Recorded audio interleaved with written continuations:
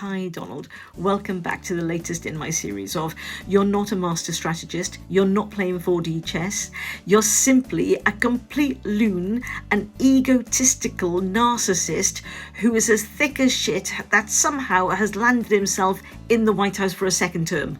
Now look, the come down from the ceasefire over in Gaza must be huge. And I know that you ignored the people that said, move forward with an air of caution and then take the praise. I know you needed that praise there and then.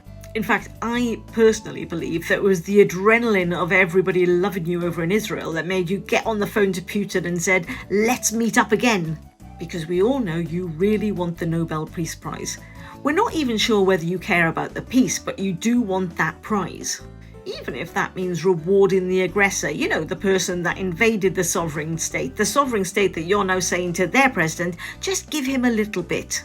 Although saying that, I think there's a fair percentage of the population in the US today that would love to be invaded by a sovereign state, anything to get out of the mess that you're creating.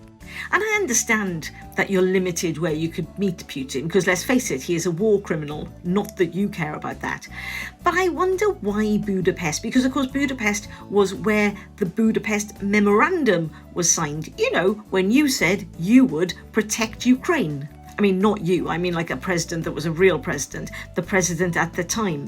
When Ukraine was encouraged to give up its nuclear weapons because America would look after it. With that rich history in mind, not a surprise to find out that a journalist had contacted your press secretary to find out whose decision it was to meet in Budapest, only to be greeted with the reply of, your mum. Obviously, the journalist thought this was a bit of a prank because this was your official spokesperson, so asked, are you being funny? To which she replied, no, it's funny that this person considers themselves to be a journalist. Then gaslit the journalist into thinking that nobody liked them at all, and then suggested that they stop asking her disingenuous, biased and bullshit questions. You say bullshit, I say probably quite relevant. But look, I know things aren't going well for you. The government is still in shutdown, which means federal workers still aren't getting paid 3 weeks later. Of course, there's a rumour that you don't want to reopen the House, because if you do, they're going to sign in that Democratic senator, the one that's going to say, yes, release the Epstein files. And who cares that people haven't got any money? You've got to protect your reputation. I mean, I'm using the term reputation really loosely here because it was just the other day when you saw how many people were protesting against you that you posted this AI over on Truth Social. If people haven't seen it, I suggest they go and have a look. There's a little AI of you in a fighter plane, isn't it? Pouring shit on all the people down below.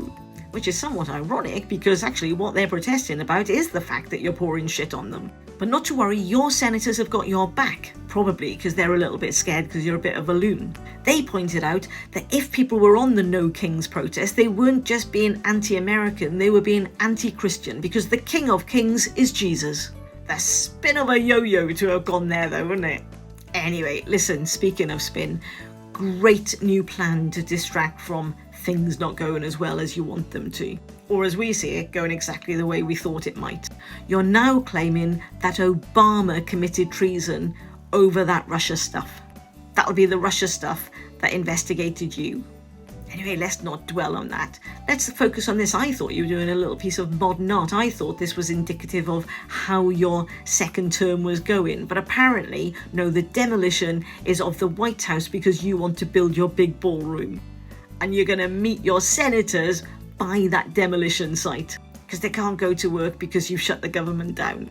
See, I think it works as a piece of modern art. Anyway, as you were.